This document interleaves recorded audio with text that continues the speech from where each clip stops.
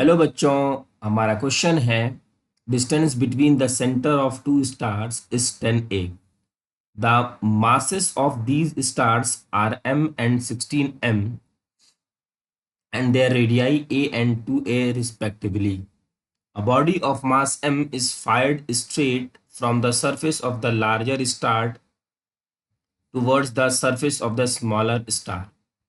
What should be its minimum initial speed to reach the surface of the smaller star? तो सबसे पहले बच्चों इसकी सिचुएशन को समझते हैं।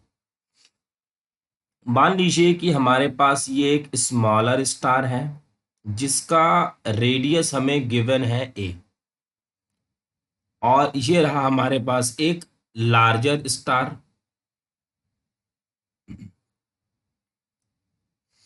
जिसका रेडियस हमें गिवन है 2a, और हमें गिवन है सेंटर से लेकर सेंटर तक की डिस्टेंस वो है 10a।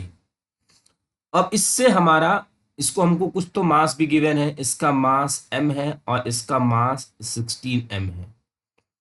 क्वेश्चन ये कह रहा है कि यहां से एक पार्टिकल को प्रोजेक्ट किया गया है टुवर्ड्स द स्मॉलर मास, और हमसे पूछा गया है कि इसकी मिनिमम स्पीड मान लीजिए v है, कितनी होनी चाहिए कि ये पार्टिकल जिसका मास m है वो यहां से लेकर यहां तक रीच कर जाए। तो बच्चों कंसेप्ट को जरा समझेंगे हम। कंसेप्ट पहले समझते हैं, उसके बाद हम उस क्वेश्चन को सॉल्व करेंगे। कंसेप्ट हमारा ये कहता है कि जब ये पार्टिकल यहाँ से मूव करेगा तो इन दोनों के बीच में ग्रेविटेशनल पुल लगेगा। मींस ये वाला मास इस मास को अपनी तरफ खींचेगा और ये वाला मास इसको अपनी तरफ खींचेगा। ऐसे करते करते करते करते एक ऐसा पॉइंट आएगा बच्चों जहां पर इन दोनों की वजह से लगने वाला ग्रेविटेशनल फोर्स इक्वल हो जाएगा। हमने कह दिया वो ये पॉइंट मान लेते हैं कैपिटल आर है। ठीक, अब इस कैपिटल आर पॉइंट पे इसकी वजह से लगने वाला फोर्स इस तरफ और इसकी वजह से लगने वाला फोर्स इस तरफ इक्वल हो गया होगा, और जैसे ही ये मास हल्का सा मूव कर जाएगा यहाँ पे तो इसका इन्फ्लुएंस मींस इसका ग्रेविटेशनल पुल बच्चों इस मास के ऊपर से खत्म हो जाएगा। तो हम ये कह सकते हैं कंसेप्ट में at R gravitational pull gravitational pull due to 16m is vanish। बच्चों खत्म हो जाएगा। Therefore m apply to gravitational pull।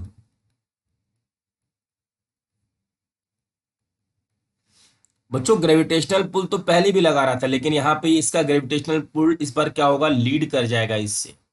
तो सबसे पहले हमको ये डिस्टेंस देखनी होगी कि वो डिस्टेंस क्या है। मान लेते हैं ये डिस्टेंस r1 है और ये डिस्टेंस मान लेते हैं हम r2 है। अब इस r1 और r2 की वैल्यू हमें कैलकुलेट करनी होगी। तो देखिए F net at point r is 0। अब 0 के लिए क्या होगा कि इधर लगने वाला फोर्स और इधर लगने वाला फोर्स इक्वल हो जाए। तो इसकी वजह से लगने वाला फोर्स बच्चों क्या होगा, जी एम अपॉन r1 का स्क्वायर। इसकी वजह से लगने वाला फोर्स जी 16m अपॉन r2 का स्क्वायर। यहां से सारा कुछ कैंसिल आउट और ये हो जाएगा बच्चों r2 square upon r1 square is equal to 16, और यहां से r2 upon r1 is equal to 4, और r2 is equal to 4 times of r1। ठीक, अब बच्चों हमें एक चीज और गिवन है, यहां से लेकर यहां तक की distance means r1 plus r2 is equal to 10a given है। r1 और r2 की वैल्यू है 4 times of r1, is equal to 10A, ये 5 और ये 2, तो ये R1 की जो वैल्यू हो जाएगी 2A। R1 की जो वैल्यू हो जाएगी बच्चों ये 2A, और R2 की वैल्यू हो जाएगी R2 is equal to 4 times of R1, तो R2 की वैल्यू हो जाएगी 8A। तो ये वाली डिस्टेंस हो जाएगी 8A और ये डिस्टेंस हो जाएगी हमारे पास 2A। अब हम यहां पे कंजर्वेशन ऑफ एनर्जी यूज कर लेते हैं। According to conservation of energy, according to conservation of energy, conservation of energy बच्चों, इस पॉइंट का नाम हम कुछ रख देते हैं P। तो total energy at point P is equal to total energy at point R। इन दोनों पॉइंट के बीच में हम कंजर्वेशन ऑफ एनर्जी लगा देते हैं। टोटल एनर्जी होता है पोटेंशियल एनर्जी और काइनेटिक एनर्जी का सम। पोटेंशियल एनर्जी और काइनेटिक एनर्जी का सम। अब पोटेंशियल एनर्जी बच्चों P पर कितनी होगी, तो देखिए इस P पॉइंट पे पोटेंशियल एनर्जी एक इस मास की वजह से होगा और एक इस मास की वजह से होगा।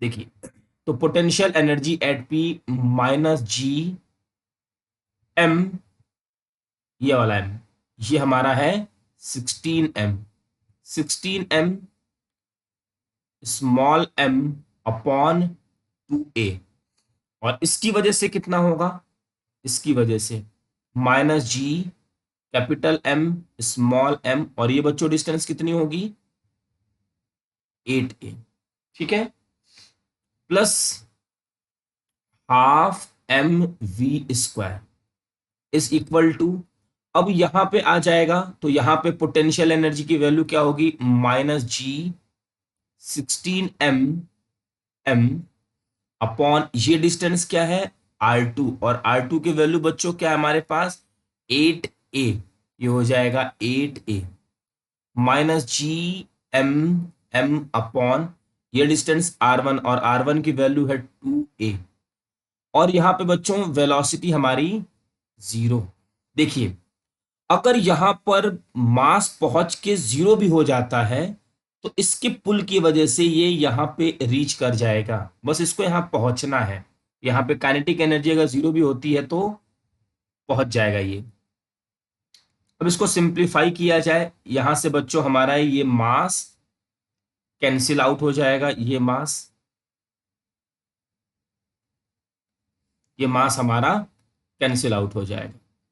चलिए अब इसको लिखा जा सकता है माइनस, ये कैंसिल आउट हो जाएगा, ये हो जाएगा 8G m/A minus G m/8A plus V²/2 is equal to, यहां से कैंसिल आउट कर सकते हैं -2G m/A -G m/2A। अब बच्चों इसको इस तरफ रखते हैं V²/2 और बाकी सबको उस तरफ लेके जाते हैं, ये हो जाएगा -2G m/A -G m/2A plus 8G m/A plus G m/8A, ये हो जाएगा V²/2। यहां से हम कुछ कॉमन ले लेते हैं, यहां से हम G m/A कॉमन ले सकते हैं, G m/A, G m/A बच्चों यहां से हम कॉमन ले सकते हैं।